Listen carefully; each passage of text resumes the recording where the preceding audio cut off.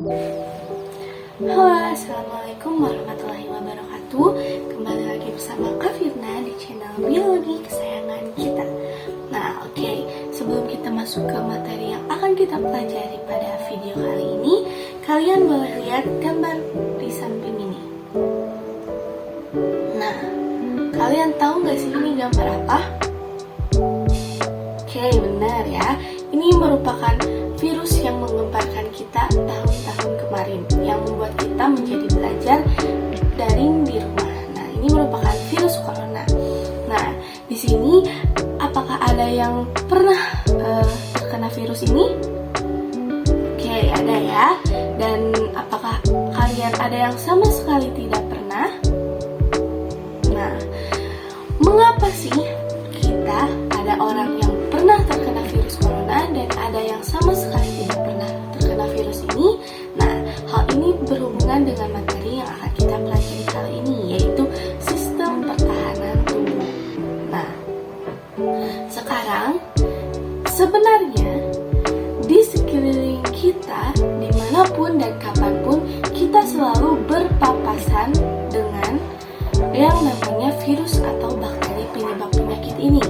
Nah, contohnya kita lihat di kelas ini aja, seperti di meja, di lantai, di papan tulis, atau bahkan di telapak tangan kita pun terdapat virus atau bakteri. Nah, lalu jika kita setiap hari bahkan setiap saat selalu berhubungan dengan bakteri dan virus, mengapa sih kita tidak seterusnya setiap saat itu selalu sakit?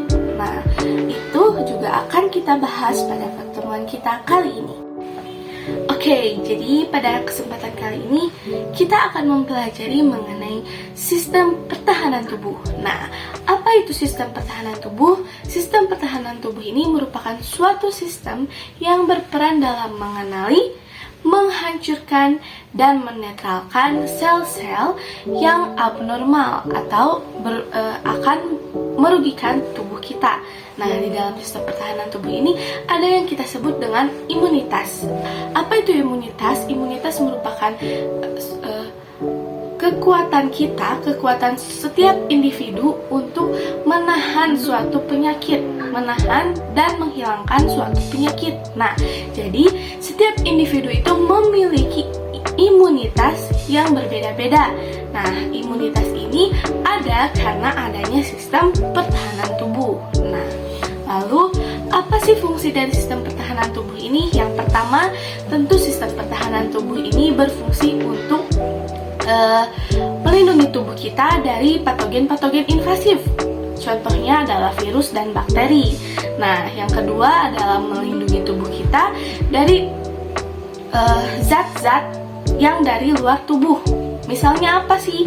Yang pertama ada tumbuhan. Misalnya serbuk saringnya. Serbuk saringnya itu bisa saja terhirup oleh kita. Nah, lalu ada dari hewan. Contohnya apa?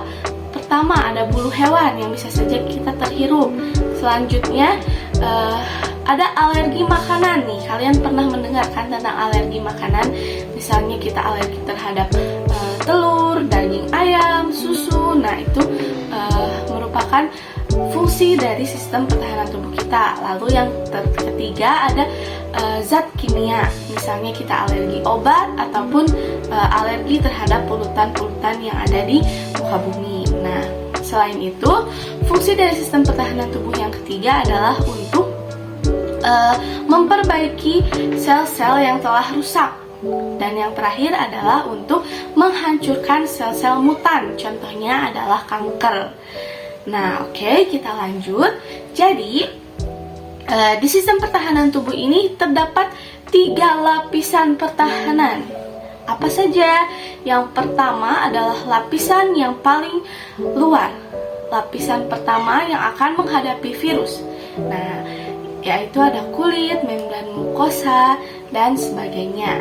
Nah, yang kedua adalah jika virus berhasil untuk melewati sistem pertahanan tubuh pertama, maka akan timbul sistem pertahanan tubuh kedua berupa inflamasi, fagositosis, dan protein antimikroba. Nah, kalau sistem pertahanan tubuh kedua ini masih tetap bisa dilalui oleh si virus atau bakteri tadi, maka ada yang namanya sistem pertahanan tubuh spesifik. Nah, itu akan kita pelajari pada pertemuan kita selanjutnya. Nah, sekarang kita akan membahas mengenai sistem pertahanan tubuh pertama dulu nih. Yang pertama, ada kulit kita. Nah, seperti yang kita tahu bahwa kita itu memiliki organ luar dan organ dalam. Nah, kalau organ luar kita, lapisan pertama yang akan menghadapi segala patogen yang datang adalah kulit. Nah, kalau organ dalam itu membran mukosa. Nah, kita pertama ke kulit dulu nih. Jadi seperti yang sudah kita bahas pada sistem koordinasi bahwa kulit kita ini tersusun atas epitel-epitel yang sangat rapat. Nah, karena rapatnya si epitel ini itu tuh membuat ketika ada virus yang mau masuk, dia tuh sulit untuk menembus kulit kita karena permukaannya yang sangat rapat. Nah, lalu di dalam kulit kita ini juga terdapat air dan keratin ketika kita berkeringat. Nah, itu tuh menghambat pertumbuhan mikroba di dasar kulit kita. Nah, yang kedua ada tadi membran mukosa. Nah, si membran mukosa ini melindungi bagian tubuh kita bagian dalam. Membran mukosa ini menghasilkan suatu senyawa nih yang disebut dengan mukus. Mukus itu merupakan lendir yang melindungi bagian dalam tubuh kita. Oke, contohnya apa? Seperti kita batuk, mengeluarkan dahak, pilek, dan lain-lain. Nah, si mukus ini melapisi apa aja? Melapisi sistem pencernaan, sistem pernapasan, dan sistem reproduksi di dalam tubuh kita. Oke, nih, bagaimana sih kerja dari si mukus ini? Nah, jadi membran mukosa ini mengeluarkan mukus ya, tadi udah Ibu bahas. Nah, mukus ini nantinya akan memerangkap sel abnormal atau sel yang seharusnya tidak ada di tubuh kita akan diperangkap oleh mukus dan dikeluarkan dari tubuh kita. Oke, selanjutnya selain dari membran mukosa, sistem pertahanan tubuh yang pertama juga ada yang dinamain sama cairan tubuh. Cairan tubuh kita itu mengekskresikan cairan tubuh yang mengandung sebuah antimikroba.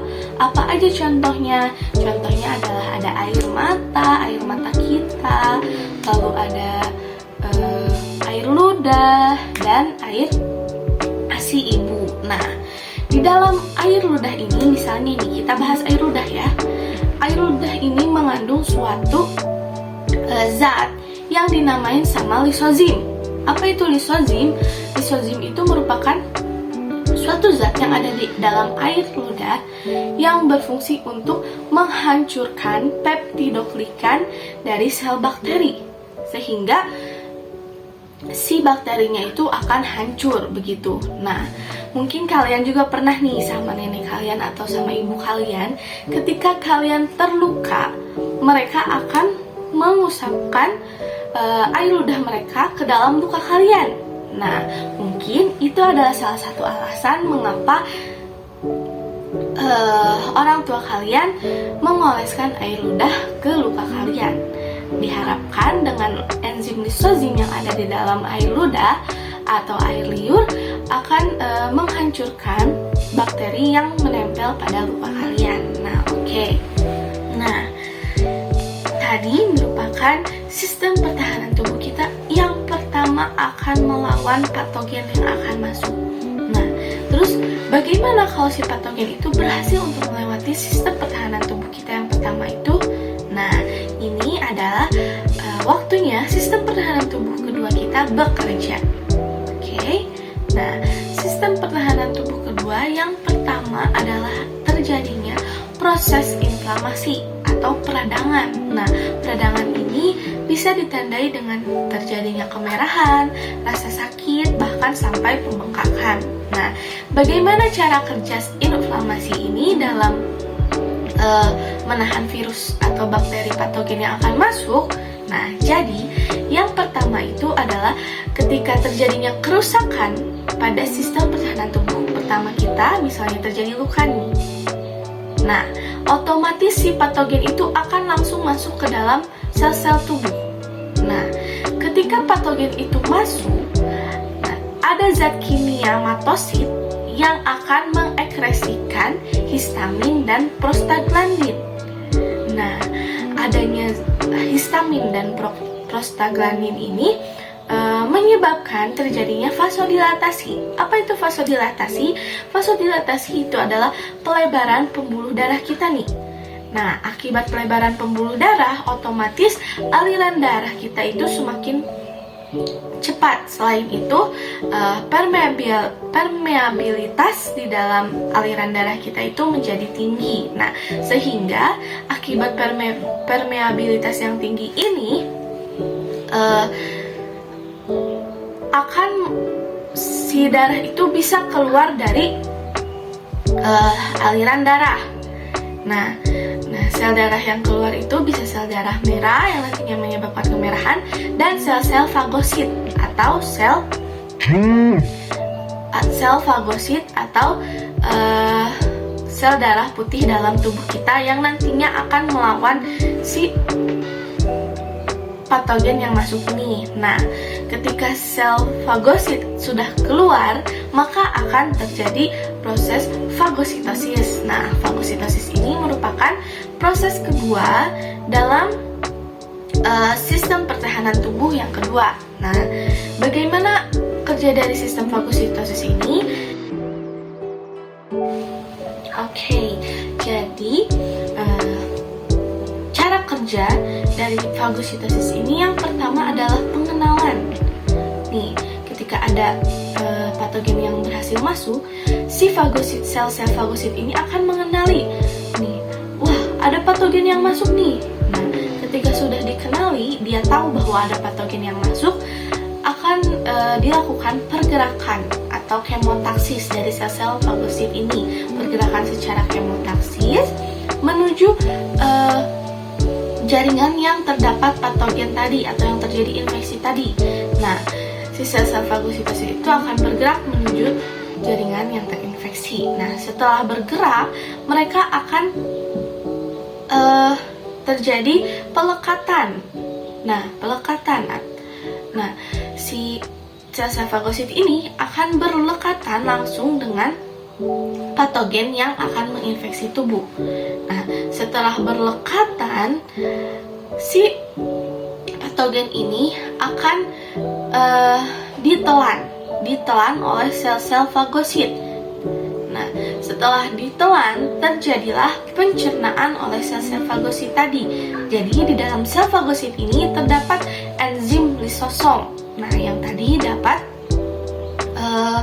menghancurkan sel bakteri. Nah, jadi ketika si patogen itu sudah berlekatan dan ditelan, akan terbentuk suatu jaringan membulat yang kita sebut dengan fagosom yang berbentuk seperti vakuola makanan. Nah, ketika fagosom sudah terbentuk, enzim lisosom yang terdapat pada sel-sel fagosit ini akan memasuki fagosom ini atau berlebur dengan fagosom ini, dan terjadilah pencernaan mikroba yang ada di dalam fagosom ini. Nah, disebut fagolisosom. Nah, ketika sudah dicerna oleh enzim lisosom ini, udah dihancurkan, akan terbentuk nanah. Ketika terbentuknya nanah, akan adanya pengeluaran si patogen yang sudah hancur ini. Nah, lalu sistem pertahanan tubuh kedua terakhir ada yang dinamain sama protein antimikroba. Yang pertama ada protein komplementer. Nah, protein ini berfungsi untuk menghancurkan patogen yang masuk. Jadi ketika ada patogen yang masuk, si protein komplementer ini akan menempeli dinding sel atau peptidoglikan dari bakteri yang masuk. Nah, hal itu menyebabkan terjadinya bolong-bolong pada si bakteri yang masuk ini. Nah, karena adanya bolongan itu, bolong-bolong yang terjadi akibat protein komplementer itu membuat air dan garam di sekitar tubuh kita itu masuk ke dalamnya, yang membuat nantinya si bakteri yang masuk itu akan lisis atau pecah. Nah, kalau protein komplementer ini untuk menghancurkan, yang kedua ada yang dinamakan dengan protein interferon. Nah, protein interferon ini berbeda dengan protein yang sebelumnya. Nah, kalau yang tadi menghancurkan, kalau yang interferon ini menghambat replikasi virus, menghambat pertumbuhan dari si virus yang masuk itu. Nah, itu merupakan bahasan kita mengenai sistem pertahanan tubuh non-spesifik yang bekerja secara non-spesifik atau tidak spesifik terhadap patogen manapun, bakteri manapun, virus manapun. Mereka hanya mempertahankan tubuh kita dari apapun yang akan masuk. Oke? Nah, sistem pertahanan non-spesifik ini ada sejak kita lahir. Berbeda dengan nanti, yaitu sistem pertahanan tubuh spesifik yang akan kita bahas. Oke? Nah, selanjutnya ada pertanyaan lanjutan dari pertanyaan pertama yang sudah kita bahas pada hari ini. Nih, tadi ada mengenai virus corona. Nah, ketika sudah dimarakkannya vaksin, apakah tingkat terkena virus corona itu meningkat atau menurun? Coba. Oke, jadi setelah dimarakkannya vaksin oleh pemerintah, tingkat terpapar virus corona ini menjadi menurun. Kenapa bisa menurun? Nah, itu akan kita bahas pada pertemuan selanjutnya di sistem pertahanan tubuh spesifik. Kita juga akan mempelajari mengenai macam-macam vaksinasi. Oke. Nah, sekian dari Ibu. Wassalamualaikum warahmatullahi wabarakatuh.